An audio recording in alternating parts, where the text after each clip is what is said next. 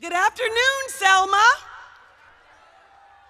I'm Congresswoman Terry Sewell, and I proudly represent Alabama's 7th Congressional District, which includes the historic cities of Birmingham, Tuscaloosa, Montgomery, and yes, my hometown of Selma, Alabama. What a glorious day it is to welcome President Biden to our district, to our state. Mr. President, thank you for returning to Selma one more time. I want to extend a special thank you to the Bridge Crossing Jubilee founders for their commitment to the continued success of this pilgrimage. Thank you, Senator Sanders, and thank you, Fire Rose. They deserve a round of applause. Year after year, because of your unwavering dedication to preserving and protecting our history, we gather here at the foot of the bridge. This is our 58th anniversary of Bloody Sunday. It is even more special to me this year that you're all gathered here because of the storms that ravished my city, my hometown of Selma, and our state on January 12th. As I look out towards downtown Selma now that the dust has settled, I cannot help but evoke the words of our beloved John Lewis when he told us that nothing can stop the power of a committed and determined people to make a difference in our society. Selma has made a difference in our society. It was here in Selma, Alabama, that ordinary people dared to make sure that this nation lived up to its highest ideals of justice and democracy. It was here in Selma that they marched unafraid up to the apex of the Edmund Pettus Bridge and looked down and saw those state troopers. I remember asking John what would he think. And he said, I looked over and saw the water and said, I don't know how to swim. But God had John, and God has us. We in Selma are used to people coming and walking across the bridge. They just keep walking across the bridge and not staying here in Selma. I want you to know, as a Selmian, we will always welcome the world to Selma. We are custodians of America's history, and we're very glad, Mr. President, that the National Park Service is right across the street, vested in making sure that the story of Selma stays alive. Thank you. But I want you to know that during this time of crisis, we need your help. My colleagues come and they ask me what kind of help. We need everything in Selma, Alabama. We need everything in Selma, Alabama. We are committed to not only rebuild better and fairer, but to rebuild and reimagine what Selma can and should be. We can only do that with help. And the good news is that the Biden administration, through the bipartisan infrastructure bill, is providing us with help. The good news is that through the Inflation Reduction Act, this administration is providing us with help. The good news is that the American Rescue Plan gave cities and towns and states money directly. For the first time, Dallas County got its own money. For the first time, the city of Selma got its own money. But what we have to do is leverage these opportunities to make a difference for all of Selma. We cannot have an uneven recovery. It's not fair, and it's not right. And Mr. President, I know you know that because you have made equity the cornerstone of your cabinet and your administration. So I stand here to say, as we remember and reflect on the past, let us all feel renewed to rededicate ourselves and to double down on the vision that John Lewis had of a beloved community. You know, the last time John was here, if you close your eyes, you can hear what he said. He said, never give up, never give in. Keep the faith and keep our eyes eyes on the prize. I'm so excited that this president is here to tell us that he is doubling down on the Voting Rights Act, Advancement Act, and making sure that we fully restore the Voting Rights Act of 1965.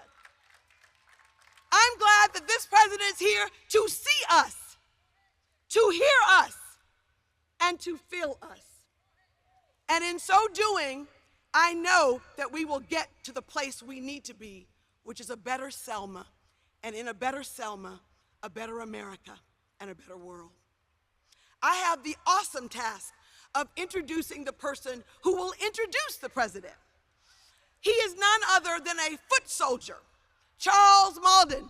Charles was 16 years old, a student at R.B. Hudson High School, when he had the audacity, along with those other foot soldiers, to march across that bridge. And he just didn't do it on Bloody Sunday. He did it on Turnaround Tuesday, and he did it again on the final march. The courage that he must have had at 17 years old to do such a thing, to be a leader in the student movement, and to now stand here today in his hometown of Selma, Alabama, to welcome the President of the United States. A real foot soldier, an authentic foot soldier, Charles Malden. Take your time, enjoy it. Hello, Selma. 18 years ago, when I started the Foot Soldiers Breakfast, people didn't know a foot soldier from a footstool. What I take great pride in now is that you can't come to Selma or the Jubilee without finding that foot soldiers take precedence in all of the recognition of the success of the Selma movement.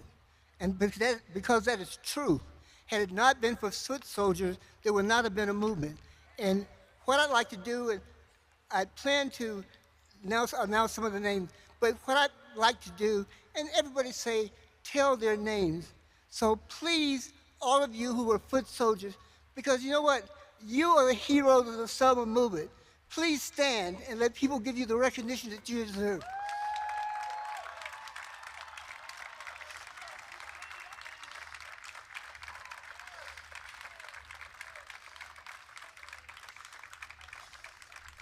What I learned, where there's common determination, there's common power. And what happened in Selma is that people took the initiative to take control of their lives despite the trepidation, despite the fear, despite the possibility of loss. We became heroes when we lost our fear. Jimmy Lee Jackson did that in Marion. Bernard Lafayette, would you stand, Bernard? Now you're talking about a foot soldier who's a hero. I've known Bernard for 60 years, I'm sorry, Bernard, and there's no person I admire most, and there is no person that I've been more influenced than Dr. Reverend Bernard Lafayette. When he came to Selma, the story was that Selma was the people in Selma, the black folks were too scared, and the white folks were too mean to get anything done. Despite that, he showed up anyway, and he helped to change a city. I'm not going to go through the litany of, I went through Bloody Sunday and Turnaround Tuesday and the March of Montgomery, and those are exciting things to talk about. And I wish I had time to discuss those things, but I'm going to tell you one short story. See this building right over here? On March 7th, 1965, when we came to the foot of the bridge, there was a group of whites in that building playing Bye Bye Blackbird. You know, I knew what that song meant, but I didn't know what it portended until we reached the crest of the bill. When we reached the crest of the bridge, we found out that there was a phalanx of state troopers and deputized Ku Klux Klanners waiting for us on the other side. Foot soldiers like Charles Bonner and Betty Fikes and Evelyn Mann and many others braved those type of people and brought about the civil rights movement. Joe Smitherman, I can't ignore him. Richard Smiley, he's out there somewhere.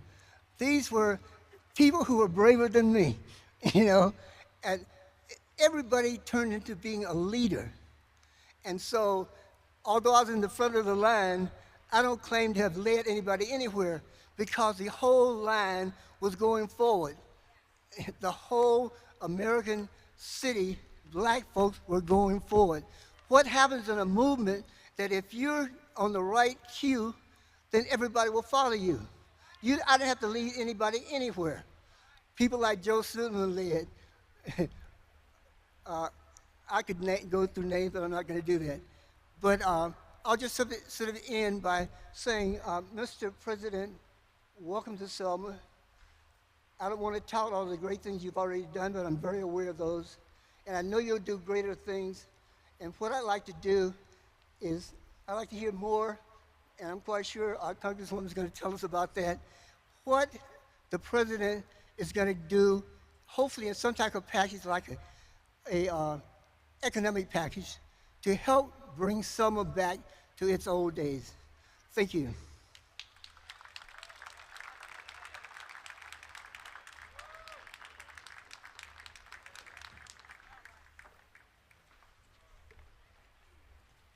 Please welcome the President of the United States, Joe Biden.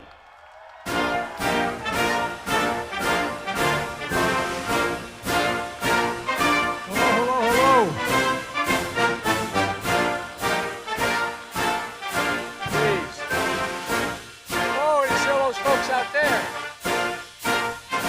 Hey everybody, how are you? Selma's here. Well, before I be please have a seat if you have one. I once said that, have a seat, have one, and the press said they don't have seats. He's so stupid he didn't know that. Those folks might not have them back there, but you all do here. Folks, look, there's a lot to say. I'm going to try not to say very much in terms of length of time, but I want to say a few things. It was mentioned that we should be working for the people of Africa. For years, I was chairman of the African Affairs Subcommittee of the United States Senate, and we've invested. My wife just got back from Zambia and Namibia. She's there all the time. We just made sure we have billions of dollars committed to build Africa. Angola is going to have the largest solar facility in all of Africa. We're investing in Africa because Africa is important and because everything happening there will affect us. So, folks, that's number one. Number two, I want to make sure that, I've told the mayor, I think mayors being the toughest job in America. But one of the mayors who took some time to come and help me put together my program, Keisha Lance Bottoms. Keisha, would you stand up? From Atlanta. She's understandably going home because she's got some kids and it's about time. She promised she'd stay as long as she did, and she did. But we got another mayor coming too. So anyway, thank you very much, Keisha. And folks, last time I was here, my daughter is a social worker, Ashley Biden, was with me. She couldn't be with me today. She wanted to because she's working on a project for battered women up in Delaware and Philadelphia. So she sends her best. On this stage, the children of God started a journey, walking, not saying a word, beaten, tear gassed. On this bridge, blood was given to help redeem the soul of America. Last time he was here, I was with him, John Lewis. They were his words. Mayor Perkins, Congresswoman Terry Sewell, members of Congress, all of you are here, Charles Maudlin, all of the foot soldiers of Selma, distinguished guests. You were among the final words of our dear friend John Lewis delivered as he stood on the bridge over troubled waters 3 years ago. I had the privilege of standing with him. Words that give meaning to the past and purpose to the future. I've been on this bridge before as vice president, as a candidate for president, and was even before as a senator, because history matters. And now I'm here as your president.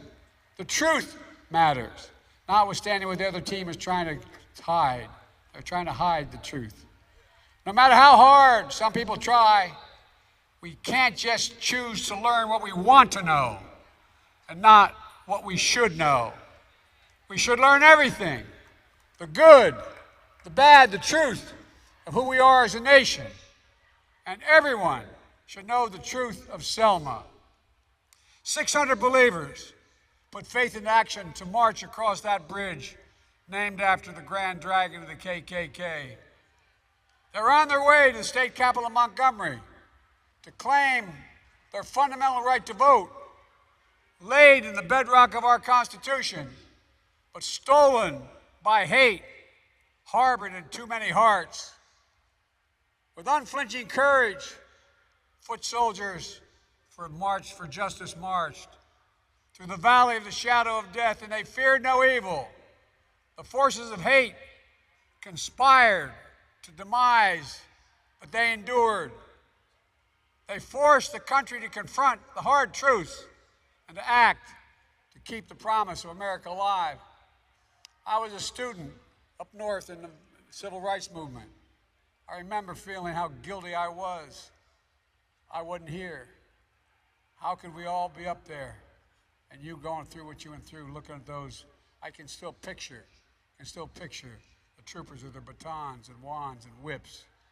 A promise that declares we're all created and deserve to be treated equally. 2 weeks later, they marched to Montgomery with Dr. King and an even bigger coalition of people from different races and faiths. 5 months later, the Voting Rights Act was signed into law 5 months later. But as I come here in commemoration, not for show, Selma is a reckoning. The right to vote, to have your vote counted, is the threshold of democracy and liberty. With it, anything's possible. Without it, without that right, nothing is possible. And this fundamental right remains under assault. The conservative Supreme Court has gutted the Voting Rights Act over the years. Since the 2020 election, a wave of states and dozens of anti-voting laws fueled by the big lie and the election deniers now elected to office. The new law here in Alabama, among other things, enacted a new congressional map that discriminated against black voters by failing to include what should have been a new, predominantly black district. That case, as you all know better than I, is in front of the U.S. Supreme Court. And my U.S. Department of Justice has joined many of you in arguing that the map violates the Voting Rights Act. All of this after a deadly insurrection on January the 6th. We must remain vigilant. In January, I signed the Electoral Count Reform Act to protect the will of the people and the peaceful transfer of power. But we know that we must get the votes in Congress to pass the John Lewis Voting Rights Advancement Act and the Freedom to Vote Act. I made it clear I will not let a filibuster obstruct the sacred right to vote, the right of any other right to vote from there. And that's why we follow the words that you all have, the words of Dr. King. He said, give us the ballot, we will place judges on the bench who will do justly. Led by Justice Ketanji Brown Jackson, and more black women appointed to the federal appellate court than every other president in history has done, we're about to do that. After Senate Republicans blocked the George Floyd Justice and Policing Act last year, I did what was in my power. I signed an executive order requiring all the key elements of the bill applied to federal law enforcement. I couldn't make it to states.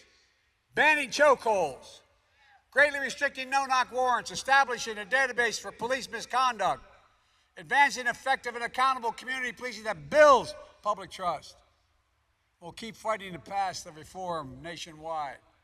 Folks, well, we passed the most significant gun safety law in 30 years, but I'm not ready to stop, nor is Jim Clyburn or anybody else up there ready to stop. I led the effort when I was a senator to pass the assault weapons ban, and we banned assault. We're going to ban assault weapons again. They matter. When we had the ban, fewer people died, fewer mass shootings. And together we're saying loud and clearly that in America, hate and extremism will not prevail, although they are rearing their ugly head in significance now. Silence, as the saying goes, silence is complicity. And I promise you, my administration will not remain silent. I promise you. The task before us is about justice, but it's also about jobs, financial stability, the ability to generate generational wealth. It's about hope, self-worth. It's about dignity. That's why we're building an economy that I've been very significantly criticized for, but I make no apologies, that grows the economy from the bottom up and the middle out, not from the top down. We weren't poor, but we weren't wealthy. We were a typical middle-class family with a 3-bedroom home and 4 kids and a grandpa living with us. I don't remember anything trickling down from on my dad's kitchen table, the trickle-down economic problem. Because when we do that, we build from the middle out, the bottom up, the poor have a ladder up. The middle class does very well, and the wealthy still do well. We all do well. But we know there's work to do, especially as you recover from this devastating tornado and the storms that hit in January.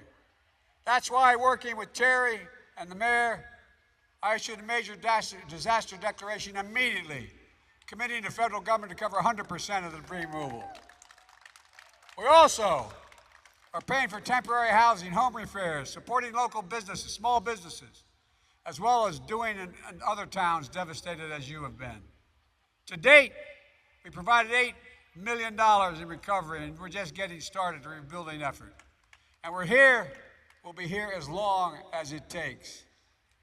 The first major bill we passed without a single vote from the other team was the American Rescue Plan when I was sworn in. That has provided $60 million to Selma and Dallas County directly. One of the things, having been a county official for 2 years, I learned a long time ago, I didn't like anything that went through the state legislature. No, I'm not joking. Good people, but they all want a piece of it. If it's supposed to come to my county, it better damn well come to my county directly. So this is going directly to your county, directly to your city, to keep teachers, nurses, police officers, firefighters on the job. Selma's also benefited from the bipartisan infrastructure law, which is a multi-billion-dollar commitment to rebuild this country. How can we be the leading economy in the world if we don't have the best roads, ports, and so on? How can we be that? Well, guess what? It's the largest investment in infrastructure since Eisenhower's interstate highway system. Here in Selma, we're funding major water projects, removing over 800 poisonous lead pipe service lines that are over 100 years old, because every child should be able to turn on a faucet and drink clean water without fear of getting sick. And it's going to deliver affordable high-speed internet to every single home in this county and this city. And no parent, God forbid another pandemic, is going to have to sit in the McDonald's parking lot to use their internet to be able to have their kids' homework be done. Look, and in the process, these kinds of investments are going to create good-paying jobs. Most of these jobs don't require college degrees. They'll be able to hire here, hire in your community. And by the way, the unemployment rate for African Americans under my administration is the second lowest it's ever been in all of American history. And we're going to continue to make sure that happens. And by the way, I'm the only president I've learned that had permanent offices in the White House for the Divine Nine and the HBCUs. I figured it out, man. I figured it out. Now I know that the vice president thinks that Howard's the best. Delaware State University, where I come from. But all kidding aside, we've contributed billions of dollars to put HBCUs in a position because they don't have, I mean it seriously, billions of dollars. They don't have the kind of trust funds that the major schools have. So guess what? leaves out an awful lot of qualified African Americans at HBCUs from learning how to deal with cybersecurity, learn how to deal with all the stuff of the future. Guess what? Right now they have that, and I'm able, as a President of the United States, to award these contracts directly there because they have the lab. I'm serious. It's a big deal. There's a lot more we're doing for Selma and cities like it all across America. When I passed the Inflation Reduction Act, which again, the other team didn't participate at all, which allows Medicare to negotiate drug prices for the first time. Do you realize in America, we pay more for prescription drugs than any nation in the world? Hear me? More. And I've been fighting this for the last 25 years, but guess what? We finally beat Big Pharma.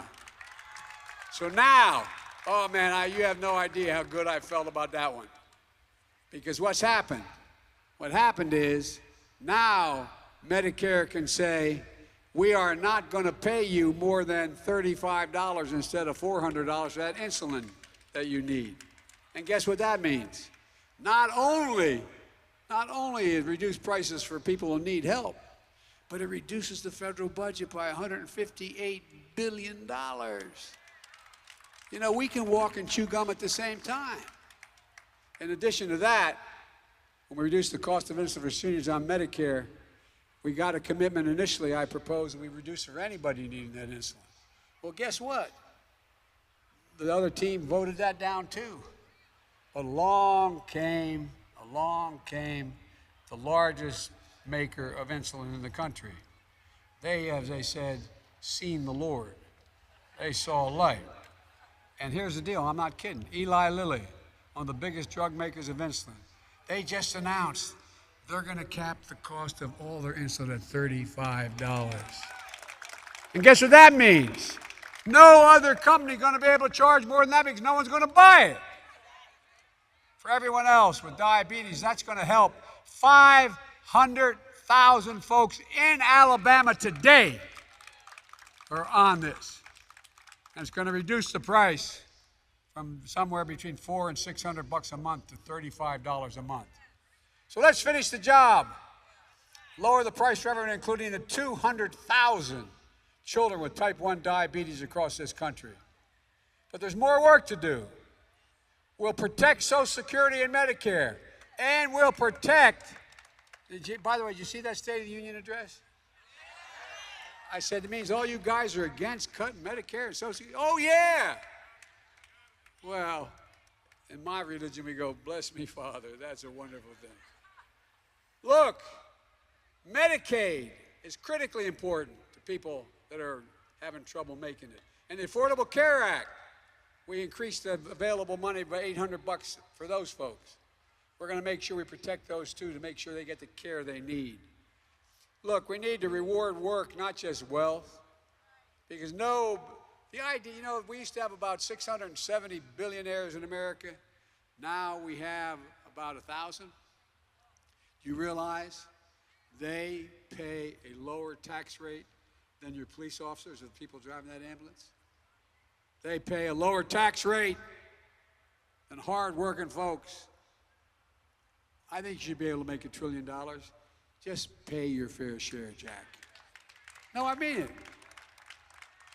And by the way, we'll also cut the deficit when we have them begin to pay their fair share.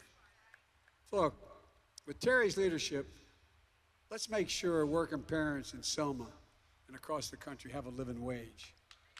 There should be sick days available, paid family and medical leave. We're the only country in the nation in the world that doesn't have it. Affordable child care and elder care. It saves money. Let's restore the full child tax credit. And by the way, that cut black child poverty in half and gave tens of millions of parents some breathing room, including almost 1 million folks in Alabama. I was telling the mayor on the way over, my dad is a hard-working guy, a real gentleman, a decent man. He never got a college degree. He never got to go to college. It was a great regret he had. But you know what he used to say for real? I'm sorry I always quote my dad, but it's worth saying. He'd say, Joey, remember, A job is about a lot more than a paycheck. It's about your decency. It's about respect. It's about being able to look your kid in the eye and say, honey, it's going to be okay. It's so easy to make that happen without any fundamental changes. But they're not letting us up to now. With HUD Secretary Marcia Fudge. Marcia, you're here, right? There you are. She's my Secretary of Housing and Urban Affairs. Look, she's leading the way on housing discrimination and affordable quality housing. My message to you is this. We see you.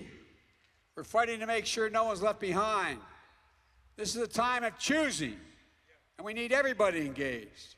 We know history does not look kindly on those who deny the march across the bridge to redeem the soul of America. Let me close with this. In many of your faith traditions, Sunday is the Sabbath, a day of rest. But on that Sunday morning of March 7th, 1965, Amelia Boynton Robinson and 600 of her fellow children of God chose different pews. On this bridge of her beloved Selma, they were called to the altar of democracy. Unsure of their fate, but certain of the cause was righteous. So she would go on to say, quote, you can never know where you're going unless you know where you've been. We know where we have been. My fellow Americans, on this Sunday of our time, we know where we've been, and we know, more importantly, where we have to go. Forward, together. So let's pray, but let's not rest. Let's keep marching. Let's keep the faith. But most of all, let's remember who we are. We're the United States of America, and there's nothing beyond our capacity when we act together. So let's go and finish the job. God bless you all, and may God bless our troops.